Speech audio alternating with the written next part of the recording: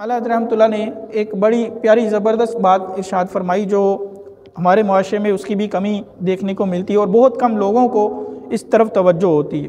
वो क्या है? आप फरमाते हैं कि अगर आपके चंद बच्चे हैं तो फरमाया जो चीज़ दे सबको बराबर और यकसां दे। एक से ज़्यादा आपके बच्चे हैं, आप चीज़ देने लगे हैं, तो जो चीज़ आपने देनी है सबको बराबर बराबर और यकसा करके दे। एक को दूसरे पर फजीलत दीनी के बग़ैर तरजीह ना दे। अब इसमें हमारे मुआशरे में समझने के लोगों को मालूमात कम होती है। हम जो भी यहाँ पे मुआशरे में रहने वाले लोग हैं उनके एक से ज़्यादा बच्चे होते हैं, किसी के 2 बेटे, किसी के 3 बेटे, साथ में बेटियाँ। तो आप जब चीज़ तकसीम करें, चाहे वो कपड़े आप ला के दे रहे हैं, चाहे आप उसको खाने पीने की चीज़ दे रहे हैं, कोई फल है या वैसे कोई दूसरी चीज़ें हैं या पैसे दे रहे हैं, जब भी आप कोई चीज़ दें तो अपने बच्चों को बराबर तकसीम करके दें। ये नहीं होगा कि किसी को ज़्यादा किसी को कम दे दिया।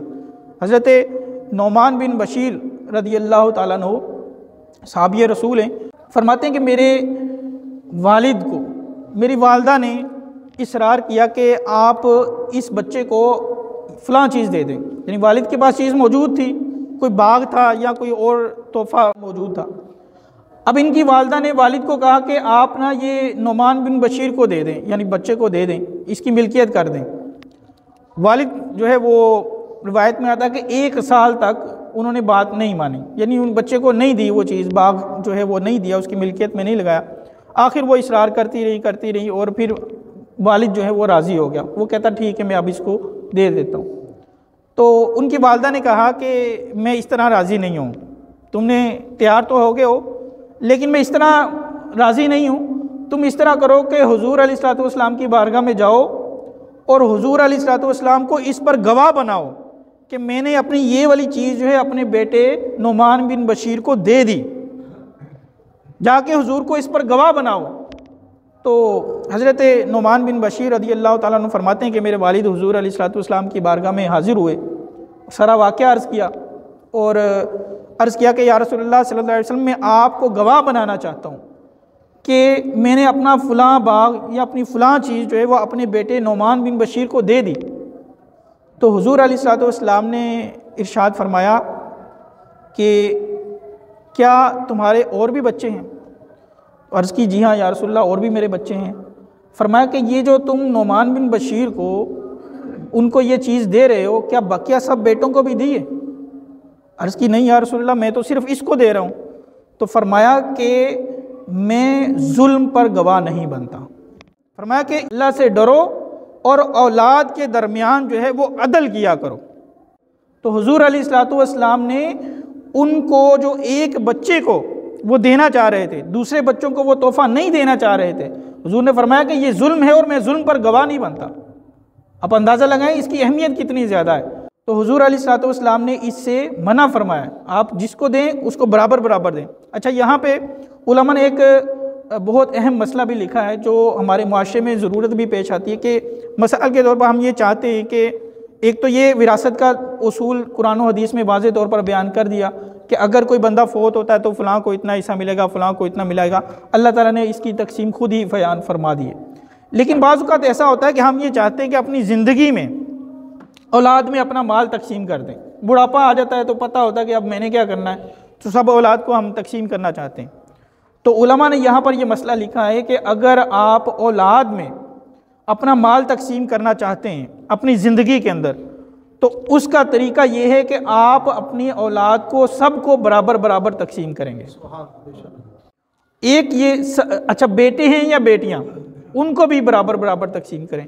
हाँ, दूसरा ऑप्शन ये मौजूद है कि अगर आप यूँ नहीं करना चाहते, ये सबसे बेहतर तरीका है, लेकिन अगर आप यूँ नहीं करना चाहते तो यूँ कर सकते हैं कि बेटे को डबल और बेटी को सिंगल दे दें, जिस तरह विरासत का शरीयत ने उसूल बयान किया है। तो ये सबसे बेहतर तरीका ये है कि आप बराबर बराबर सब औलाद को तकसीम करें।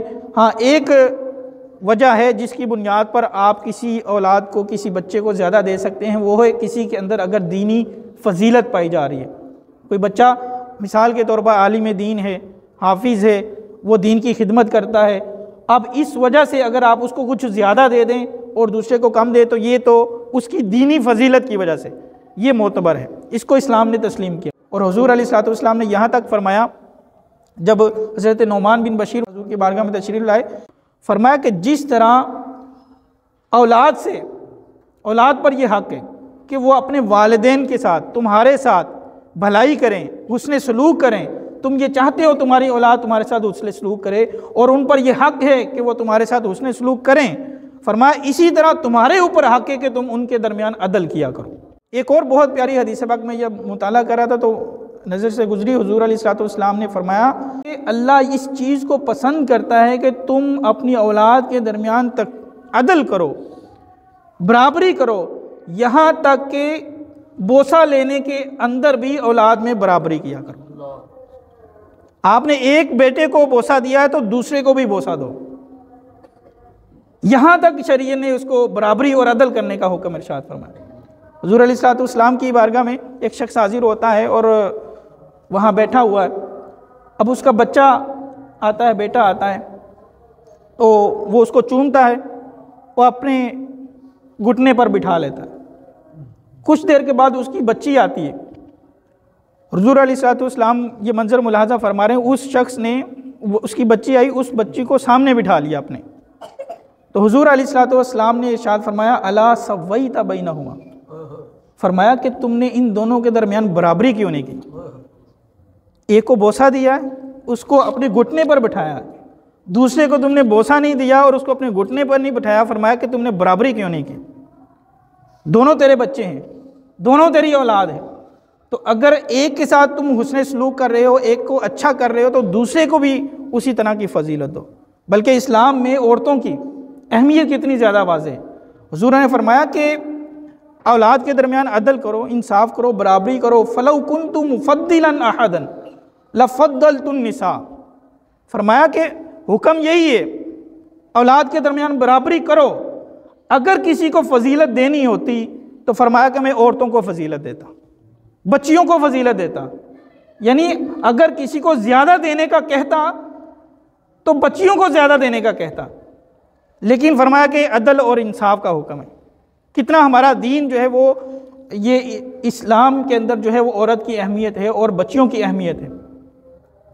ये लोग जो है वो एतराज़ करते हैं बाज़ औक़ात, जी इस्लाम ने जो है वो ख़वातीन के हुकूक नहीं रखे। इस्लाम ने तो ख़वातीन के यहाँ तक हुकूक रखे। हुज़ूर अलैहिस्सलाम ने यहाँ तक इरशाद फरमाया कि अगर मैं किसी को फजीलत देता तो औरतों को फजीलत देता देने के मामले में। अगर आप दे रहे हैं बेटे को भी, बेटियों को भी, तो फिर देने के मामले में आप इसको दें। बल्कि हुज़ूर अलैहिस्सलाम ने यह भी इरशाद फरमाया पहले किसको देना, फरमाया अगर पहले देना चाहते हो पहले बेटी को दो फिर बेटे को दो। देना बराबर बराबर है, लेकिन अब बारी आती है देने की, किसको मुकद्दम किया जाए, किसको पहले दिया जाए। तो फरमाया कि पहले बेटियों को दो फिर बाद में बेटों को दो। पूरी हदीस पाक में हुज़ूर अलैहिस्सलाम ने यूँ इरशाद फरमाया कि जो शख्स अपनी बेटियों पर रहमत और शफ़क़त करे वो खौफ खुदा में रोने वाले की मिसल है। बेटियों पर शफ़क़त और रहमत करते वो ऐसा है जैसे कि खौफ खुदा की वजह से रोने वाली की फजीलत होती है, वो उस बंदे को मिलेगी। और फरमाया जो अपनी बेटियों को खुश करे अल्लाह ताला बरोज़े क़यामत उसको खुश करेगा। अच्छा, इसमें यह नहीं है कि बेटी अभी शादीशुदा नहीं है तो उसको खुश कर दे, बेटी शादीशुदा हो गई है अब भी उसको खुश करेंगे तो यही सवाब आपको मिलेगा। उसको कोई हाजत है, कोई ज़रूरत है, घर में मसला पैदा हो गया, आप उनकी मदद करते हैं तो आपको ये फजीलत मिलेगी। परवरिश करने पर, हत्ता के बाद हदीसों में आया कि अगर कोई बंदा दो बेटियों की, दो बहनों की परवरिश करता है अल्लाह ताला उसकी मग़फ़िरत फरमाएगा। तो ये अहादीस के अंदर हमें मज़ामीन मिलते हैं। तो इस्लाम में इतने ज़्यादा हुकूक जो है वो इरशाद फरमाए गए हैं। हत्ता कि खुतबा हज्जतुल विदा के अंदर भी हुज़ूर अलैहिस्सलाम ने ये इरशाद फरमाया कि औरतों के मामले में तुम अल्लाह ताला से डरते रहना, औरतों के मामले में तुम अल्लाह ताला से डरते रहना। ये आखिरी मौक़े हैं जहाँ पर हुज़ूर अलैहिस्सलाम जो है वो आपने खुतबा इरशाद फरमाया। उन मौके पर भी आप अलैहिस्सलाम ने जो है वो औरतों के हुकूक की तलकीन फरमाई।